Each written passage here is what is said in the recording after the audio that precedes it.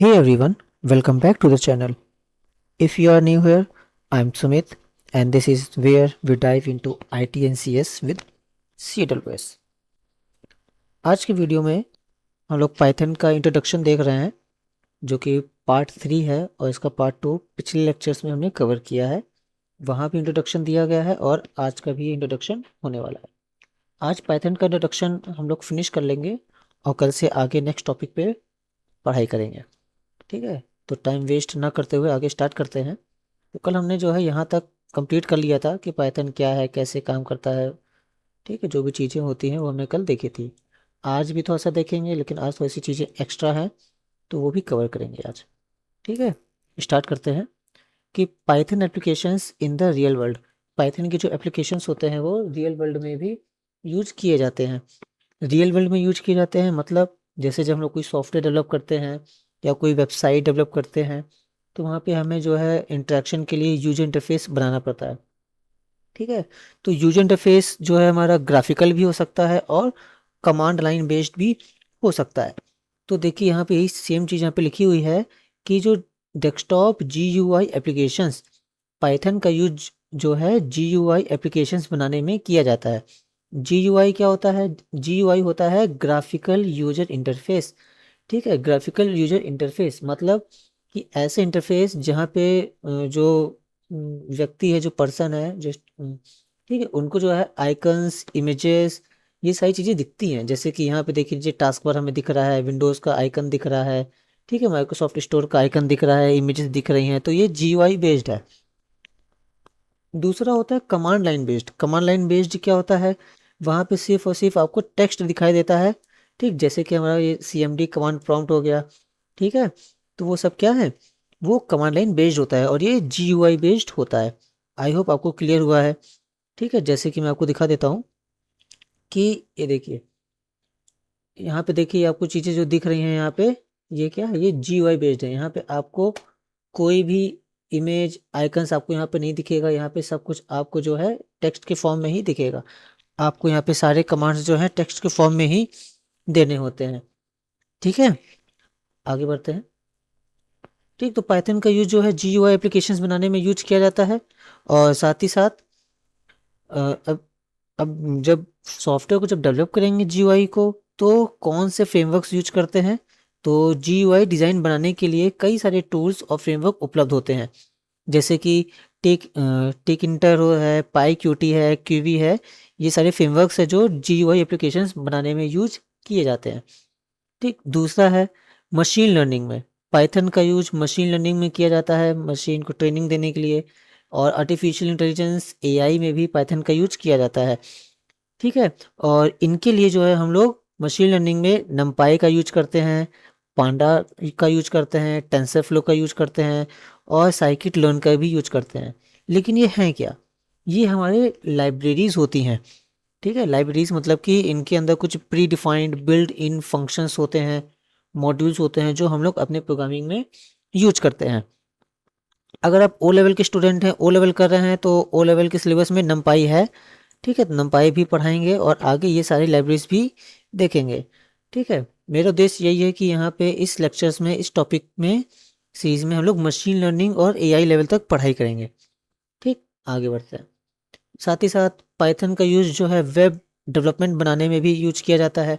Web applications जो हम लोग बनाते हैं, जो चीज़ें ऑनलाइन चलाते हैं, जैसे आप लोग ऑनलाइन सोशल मीडिया प्लेटफॉर्म चलाते हैं, जैसे इंस्टाग्राम वगैरह हो गए या फिर ई-कॉमर्स की वेबसाइट्स हो गई जो ऑनलाइन चलती हैं।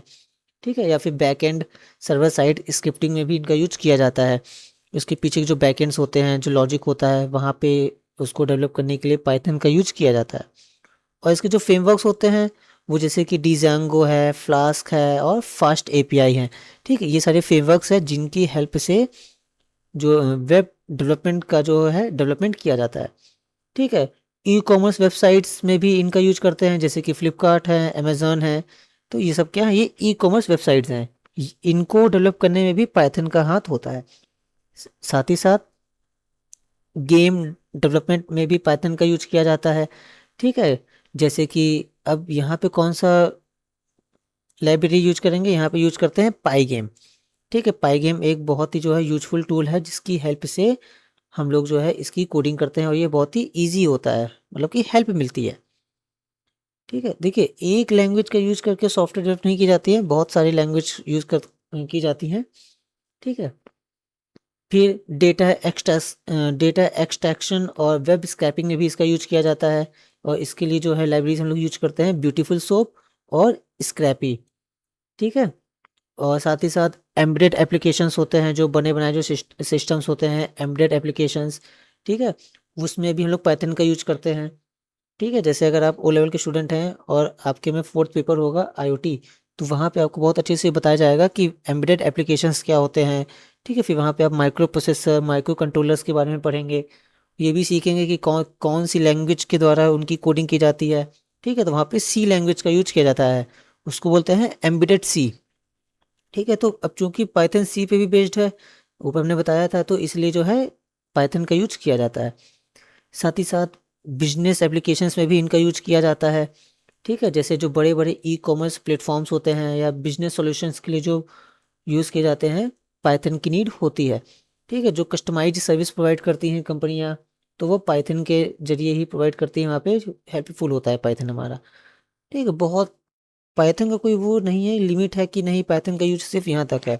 पाइथन का यूज जो है बहुत बड़ा है, इंडस्ट्री लेवल पे पाइथन का बहुत ज़्यादा यूज किया जाता है। ठीक है, ऑडियो वीडियो सॉफ्टवेयर डेवलपमेंट में भी इसका यूज किया जाता है, जैसे कि हमारा एफ एफ एम्पैक। अब एफ एफ एम्पैक क्या है, जैसे अगर आप टेलीग्राम बॉट बनाते हैं तो वहाँ पे आपको एक चीज़ सॉफ्टवेयर चाहिए होती है, जो आपके लिंक जो वहाँ पे डालेंगे, सॉन्ग नेम सर्च करेंगे तो आपके ऑडियो को कन्वर्ट करेगा, वीडियो को कन्वर्ट करेगा, प्रोसेस करेगा, तो वहाँ पे एफ एफ एम्पैक का यूज करते हैं। ठीक है, इनकोडर है बेसिकली आप कह सकते हैं। फिर जो कैड डिज़ाइंस होती हैं, कैड डिज़ाइन मतलब कंप्यूटर एडेड डिज़ाइन, जैसे कि ऑटो कैड सॉफ्टवेयर है, वहाँ पे अगर आपको काम करना है मैथमेटिकल्स। अच्छा, ऑटो कैड में जो है हम लोग मैथमेटिक्स और साइंटिफिक लाइब्रेरीज यूज करते हैं। ठीक है, तो पाइथन में भी यूज किया जाता है, तो ये बहुत ही प्रिसाइज होता है, प्रिसीजन के साथ हम लोग इसमें काम करते हैं। ठीक है, और नेटवर्क प्रोग्रामिंग में भी पाइथन का यूज किया जाता है। ठीक है, देखिए लिखा है ना, पाइथन का उपयोग नेटवर्क प्रोग्रामिंग में भी किया जाता है। यह सर्वर और क्लाइंट के बीच कम्युनिकेशन को संभालने के लिए भी उपयुक्त है। हम्म, बहुत सारे इजी हैं, आप एक बार पढ़ेंगे, आप एक बार रिवाइज करेंगे, आपको सारी चीज़ें अच्छे से एकदम समझ में आ जाएंगी। ठीक है, और साथ ही साथ आप लोग नोट्स भी जरूर बनाइए। कल के लेक्चर में भी हमने बोला था, आज के लेक्चर में भी बोल रहे हैं, नोट्स जरूर बनाइए। ठीक है, डेटाबेस एप्लीकेशंस जो होते हैं, ठीक है, जैसे कि आपका एसक्यूएल एआई चेमी हो गया, पीवी हो गया, ये सब में भी जो है पाइथन का यूज किया जाता है। प्रोटोटाइपिंग में और टेम्पलेट्स क्रिएशन में भी पाइथन का यूज किया जाता है। ठीक है, पाइथन का यूज बहुत ज़्यादा होता है, हर जगह हर सेक्टर में पाइथन का यूज़ है। रोबोटिक्स में यूज किया जाता है, आईओटी में यूज किया जाता है। ठीक है, वेब डेवलपमेंट है, गेम है, साइबर सिक्योरिटी है, बहुत सारी सॉफ्टवेयर्स बनाने में पाइथन का यूज किया जाता है। क्यों यूज करते हैं, क्योंकि पाइथन बहुत ईजी है। ठीक है, इसके सिंटैक्स ईजी होते हैं लिखने में।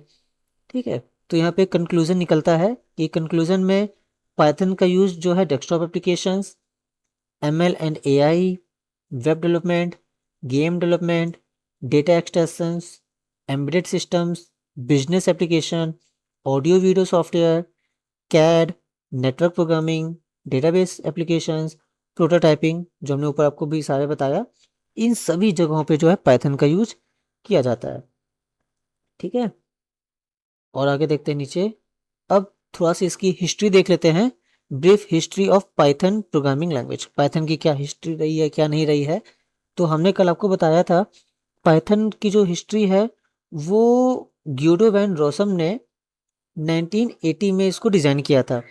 ठीक है, जो कि बहुत ही इजी लैंग्वेज है पाइथन, बेसिकली बताते चले आ रहे हैं। ग्यूडो वैन रोसम नीदरलैंड के रहने वाले थे, और उन्होंने सोचा कि एक ऐसी लैंग्वेज बनाई जाएगी जो बहुत ही इजी होगी और उसको कोड करने में बहुत ही आसानी होगी। ठीक है, तो देखिए 1989 ग्यूडो वैन रोसम ने पाइथन का काम national research institute for mathematics and computer science, जिसको बोलते हैं CWI, नीदरलैंड में शुरू किया था। ठीक, और इसका जो पहला रिलीज था वो 1991 में आया था, जिसका जो वर्जन है पाइथन 0.9 कहा जाता है। इसमें कौन कौन से फीचर्स थे पाइथन के फर्स्ट वर्जन में 0.9 में, उसमें क्लासेस और इनहेरिटेंस दिया गया था, एक्सेप्शन हैंडलिंग दी गई थी, फंक्शंस दिए गए थे, string, list, lambda functions, map, filters जैसे फंक्शंस थे वहाँ पे। अगर आपको ये सारी चीज़ें नहीं पता है कि ये सब क्या होती हैं, चिंता की कोई बात नहीं है, ये सब हम आगे कवर करेंगे। String, list, map, exception handling, try catch, classes, inheritance, ये सारी चीज़ें आगे हम लोग का चर्चा करेंगे। फिर इसके बाद पाइथन में और अपडेट किया गया। फिर पाइथन का वर्जन 2 लाया गया 2000 में। ठीक है, इसमें कौन कौन से फीचर्स लाए गए? इसमें लाया गया लिस्ट कॉम्प्रिहेंशन। ठीक है, लिस्ट को शॉर्टकट और पावरफुल बनाने के लिए गार्बेज कलेक्शन लाया गया। ठीक है, यूनिकोड का सपोर्ट दिया गया यहाँ पे। ठीक है, फिर इसके बाद इसमें और काम किया गया और 2008 में पाइथन 3.0 आ गया। इसमें क्या क्या फीचर्स दिए गए पाइथन 3.0 में? बेटर यूनिकोड सपोर्ट दिया गया, प्रिंट फंक्शंस को रिप्लेस कर दिया गया, इंटीजर डिवीजन में सुधार किया गया, टाइप हिंट्स और एसिंक प्रोग्रामिंग में जो है फीचर्स दिए गए। एसिंक क्या होता है? Asynchronous programming. ठीक, ये कंसेप्ट आपके जावास्क्रिप्ट में भी होता है, synchronous programming and asynchronous programming. फिर अब पाइथन का लगातार विकास किया जा रहा है। तो इसके बाद जो है फिर 2008 से 2020 में जो है लगातार पाइथन का विकास किया गया और नए नए लाइब्रेरीज, फीचर, टूल्स सारे सब वहाँ पे जोड़ते चले गए, जो कि बहुत ही हेल्पफुल होते हैं हमारे मशीन लर्निंग, डीप लर्निंग और एआई वगैरह में, बहुत ही ज़्यादा यूजफुल होते हैं। ठीक है, प्रेजेंट टाइम में पाइथन वर्जन आई थिंक 3.14 चल रहा है। ठीक है, फिर जो है सन ईयर 2020 में पाइथन 2 का जो है एंड कर दिया गया, उसका जो सपोर्ट था पाइथन 2 का उसको हटा दिया गया। ठीक है, और उसके बाद जो है पाइथन 3.11 में काम किया जाने लगा। ठीक है, इसमें क्या है, इसमें जो है परफॉर्मेंस को इम्प्रूव किया गया, स्पीड में काम किया गया, इफ़िशियंसी में काम किया गया। ठीक, पाइथन का महत्व, इनका इम्पोर्टेंस क्या है कि सिंपल और पढ़ने में आसान है, डायनेमिक नेचर है। ठीक है, डायनेमिक नेचर है मतलब कि जब वेरिएबल जब डिक्लेयर करते हैं तो वहाँ पे हमें बताने की ज़रूरत नहीं पड़ती है कि वो वेरिएबल किस प्रकार की वैल्यू को वो होल्ड करेगा, उसको बोलते हैं डायनेमिक नेचर। मल्टीपर्पज़ लैंग्वेज है। ठीक है, ओपन सोर्स कम्युनिटी सपोर्ट भी है। कंक्लूजन देख लेते हैं कि पाइथन की यात्रा 1991 से लेकर आज तक लगातार आगे बढ़ रही है। ठीक है, उसको लगातार नए नए अपडेट्स किए जाते हैं, परफॉर्मेंस को इम्प्रूव किया जाता है, इफ़िशियंसी लाई जाती है, और ठीक है ताकि जो चीज़ें हैं ज़्यादा से ज़्यादा आसान हो सकें, कम लाइंस ऑफ कोड में ज़्यादा से ज़्यादा चीज़ें हो सकें, ज़्यादा से ज़्यादा लॉजिक को लगाया जा सके। ठीक है, इसकी सफलता का राज इसकी सादगी, सिंप्लिसिटी, लचीलापन, फ्लेक्सिबिलिटी और पावरफुल फीचर्स होते हैं। ठीक है, पाइथन में ये सारे फीचर्स हैं, इसीलिए जो है पाइथन जो है सक्सेसफुल है और लोग इसको पसंद करते हैं सीखना। ठीक है, फिर अब यहाँ पे देखिए डाउनलोडिंग और इंस्टॉलिंग। डाउनलोडिंग, पाइथन को डाउनलोड कैसे करते हैं इंटरनेट से और उसको सिस्टम में कैसे इंस्टॉल करते हैं, इसका मैंने एक वीडियो बना के रखा है, वो जो कि पार्ट 1 है, उसको वहाँ से जाके देख सकते हैं। पूरा मैंने स्टेप बाय स्टेप आपको वहाँ पे बताया हुआ है। ठीक, तो वो सारी चीज़ें यहाँ पे दी गई हैं। ठीक, आगे आते हैं, इंस्टॉलेशन एक स्टेप है। ठीक है, अब पाइथन का कोड कहाँ लिखते हैं? पाइथन का कोड हम लोग टेक्स्ट एडिटर में लिखते हैं। ठीक है, हम लोग नोटपैड में पाइथन का कोड लिख सकते हैं, सबलाइन में लिख सकते हैं, वीएस कोड में लिख सकते हैं, या फिर ब्रैकेट्स में लिख सकते हैं। ठीक है, अभी हम लोग तो फिलहाल के लिए आइडियली यूज करेंगे, और फिर आगे काफ़ी लेक्चर्स के बाद जब थोड़ा सा फेमिलियर हो जाएंगे कोड्स और सिंटैक्स के साथ, तो वीएस कोड का यूज करेंगे। ठीक है, आगे बढ़ते हैं। यहाँ पे सारा सेटअप दिया गया है, पूरा बताया गया है कि सेटअप कैसे करते हैं और प्रोग्राम को कैसे रन करते हैं। हेलो वर्ल्ड का प्रोग्राम है, कैसे रन करते हैं, डायरेक्टरी को कैसे चेंज करते हैं, ये सब बताया गया है, और मैं एक बार और फिर से बता दूंगा। ठीक, इस रिकैप वगैरह पूरा दिया गया है यहाँ पे। ठीक है, देखिए अब यहाँ से जो है पाइथन का इंट्रोडक्शन खत्म हो गया है, यहाँ से उसके कुछ कंसेप्ट आ गए हैं। बीच में और भी काफ़ी टॉपिक हैं, उसको मैं नेक्स्ट लेक्चर में कवर करूँगा। ठीक है, तब जाके हम इसको आगे वेरिएबल्स वगैरह देखेंगे कि ये क्या होते हैं। अभी आपको एल्गोरिथम बताना है, फ्लो चार्ट बताना है, और भी चीज़ें हैं छोटी छोटी छोटी, जैसे कि लैंग्वेज क्या होती हैं, कंपाइलर्स क्या होते हैं, इंटरप्रेटर क्या होता है। ठीक है, ये सारी चीज़ें हैं, उसको भी हम कवर करेंगे। ठीक है, तो आज की वीडियो में इतना ही है। अगर आपको वीडियो बहुत पसंद आई है तो आप उसको लाइक करिए और दोस्तों के साथ शेयर करिए, लेक्चर को पूरा कंप्लीट करिए, नोट्स रेडी जरूर करिए। ठीक है, and that's a wrap up for today's video. I hope you found this helpful and you learned something new.